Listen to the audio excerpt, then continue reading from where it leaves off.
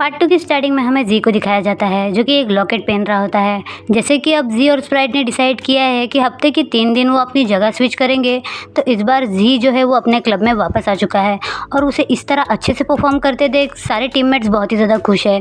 सब लोग उसकी तारीफ़ करते हुए कहते हैं कि जी तुम तो अब पहले जैसे खेल रहे हो, हमें ऐसा देख के बहुत मज़ा आ रहा है।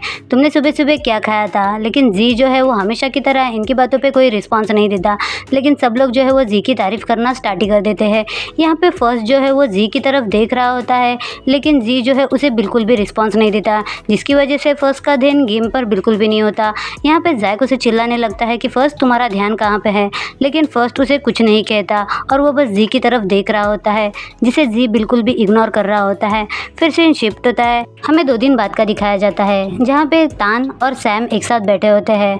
तान सैम से पूछता है कि तुम इतने दिनों से कहाँ थे, क्या तुम बहुत ही ज़्यादा थक चुके हो प्रैक्टिस करके? जिसके ऊपर सैम कहता है कि हाँ, जब से हमने वो मैच हारा है तब से हमारा ट्रेनिंग शेड्यूल बहुत ही ज़्यादा हेडेक बन चुका है, हमें बहुत ही ज़्यादा परेशानी हो रही है, जिससे मैं काफ़ी ज़्यादा परेशान हूँ।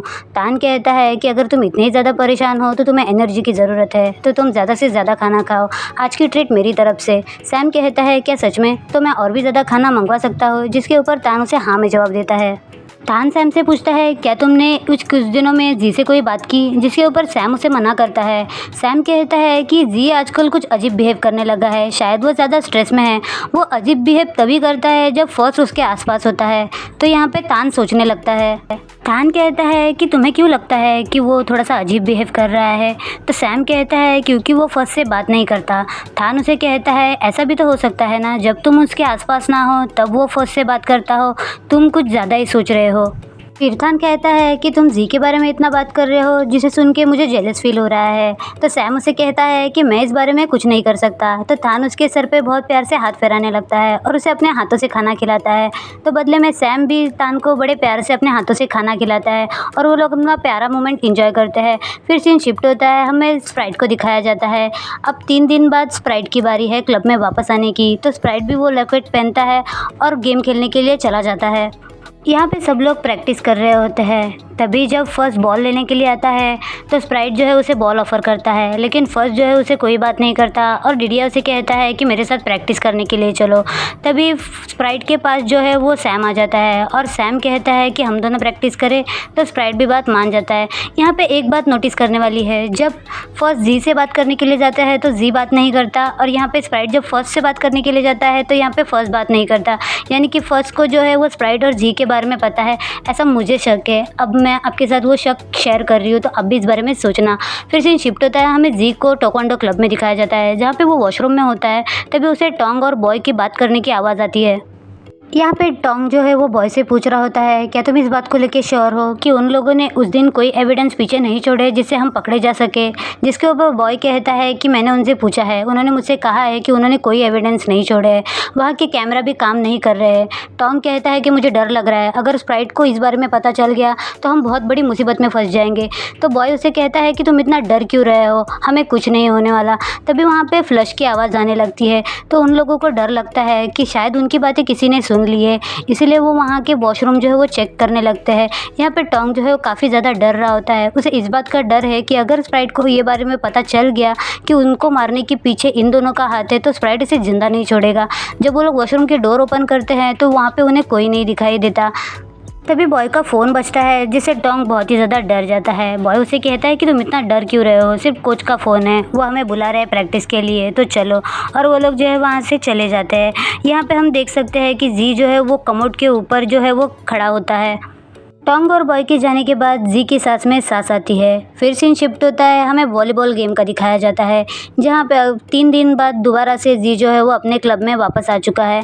यहाँ पे जी जब प्रैक्टिस कर रहा होता है तभी उसके पास फर्स्ट आ जाता है। फर्स्ट उससे बात करने की कोशिश करता है, लेकिन जी जो है हमेशा की तरह उसे इग्नोर करता है। जैसे कि मैंने आपको पिछली बार कहा था कि फर्स्ट जो है वो जानबूझ के जी के पास आता है बात करने के लिए, और जब स्प्राइट होता है तो फर्स्ट उसे इग्नोर करके वहाँ से चला जाता है। तो अभी भी सेम हो रहा है। फर्स्ट यहाँ पे जी से बात करने की कोशिश करता है, लेकिन जी जो है उसकी बातों का कोई रिस्पॉन्स नहीं देता। तो फर्स्ट उसके हाथ से बॉल खींचता है, लेकिन जी जो है दोबारा से उसे कोई रिस्पॉन्स नहीं देता और सीधा वहाँ से चला जाता है। यहाँ पे फर्स्ट जो है बहुत फ्रस्ट्रेटेड फील करता है। फिर सीन शिफ्ट होता है, हमें को दिखाया जाता है जो वॉशरूम में होता है। तभी उसके पास एक लड़का आता है और वो लड़का उससे कोई बात नहीं करता, बस एक पैकेट वहाँ पे रखता है और वहाँ से चला जाता है। तो को उस पैकेट को देखता है और उस पैकेट को जो है एक पानी के बोतल में मिला देता है। फिर सीन शिफ्ट होता है, हमें वॉलीबॉल गेम का दिखाया जाता है जिस दिन उनकी मैच होती है। सब लोग मैच के लिए काफ़ी ज़्यादा एक्साइटेड होते हैं और इस बार यहाँ पे जी है, स्प्राइट नहीं। यहाँ पे को जो है वो दोनों बोतल निकालता है और अपनी वाली बोतल खुद पीता है और जी के नाम की बोतल उसे दे देता है, जिसे जी तो बहुत ही ज़्यादा सरप्राइज़ होता है कि को ने उसे बोतल कैसे दे दी। यहाँ पे जी को पता नहीं है कि स्प्राइट ने जो है सबसे दोस्ती कर ली है। तो यहाँ पे जी जो है वो को की तरफ देखने लगता है। उसके बाद हमें दिखाया जाता है कि सारी बोतल जो है वो आधी खाली होती है और जिसमें जी भी अपनी बोतल रख देता है। अब जी ने वो पानी पिया है या नहीं ये तो हमें पता नहीं है। फिर हमें तीन तिगाड़ों को दिखाया जाता है जो कि परेशान होते हैं कि जी कहाँ पे चला गया। उसकी दोस्त कहती है शायद वो बाथरूम में चला गया होगा। फिर सीन शिफ्ट होता है, हमें ताइक्वांडो गेम का दिखाया जाता है जहाँ पे कोच आके उनसे कहते हैं अभी कुछ ही देर में तुम लोगों की मैच शुरू होने वाली है, तो तुम सबको अपना बेस्ट देना है। फिर वो स्प्राइट से कहते हैं कि स्प्राइट तुम्हें भी अपना बेस्ट देना है। तो स्प्राइट कहता है कि यस कोच। तो कोच वहाँ से चले जाते हैं। फू स्प्राइट से पूछने लगता है क्या बात है स्प्राइट, तुम थोड़े से स्ट्रेस आउट लग रहे हो, क्या तुम्हें कोई परेशानी है। जिसके ऊपर स्प्राइट मना करता है। थान कहता है कि तुम किसी चीज़ से परेशान हो तो तुम मुझे बता सकते हो। स्प्राइट कहता है कि मैं किसी चीज़ से परेशान नहीं हूँ, तुम लोग जाके प्रैक्टिस करो, मैं तुम्हें ज्वाइन करता हूँ। ऐसा बोल के वो उन दोनों को भेज देता है। तभी स्प्राइट के फ़ोन पे काफ़ी ज़्यादा मैसेजेस आने लगता है। फिर हमें वॉलीबॉल गेम का दिखाया जाता है जहाँ पे सब लोग बहुत ही ज़्यादा परेशान होते हैं क्योंकि अभी तक जी वापस नहीं आया है। यहाँ पे माइक कहने लगता है कि उसे गए हुए काफ़ी ज़्यादा टाइम हो गया है, वो कहाँ पे रह गया है। यहाँ पे जैक भी कहने लगता है कि कहीं उसे कुछ हो तो नहीं गया है, वो इतना देर तो नहीं लगा था। टॉम कहता है उसे जाकर काफ़ी ज़्यादा टाइम हो चुका है, तो शायद कोच हमें किसी और प्लेयर को लेना चाहिए। तो यहाँ पे कोच भी सोचने लगते हैं और सलम से कहते हैं कि सलम तुम जी को कॉल करो। तो यहाँ पे सलम जो है वो जी को बार बार कॉल करती है, लेकिन जी जो है उसका कॉल उठाता नहीं है। तो मजबूरी में आकर कोच को जो है डिसीजन लेना पड़ता है और वो को से कहते हैं कि तुम अब जी की जगह लोगे। तो यहाँ पे सिर्फ टॉम और को ही बहुत ही ज़्यादा खुश होते हैं और को कहता है कि मैं अपना 100% दूंगा। लेकिन यहाँ पे बाकी किसी के भी चेहरे पे कोई खुशी नहीं होती है को लेकर। तभी वहाँ पे भागते दौड़ते स्प्राइट आ जाता है, जिसे नामकिन देख लेती है और कहती है कि देखो वो आ गया।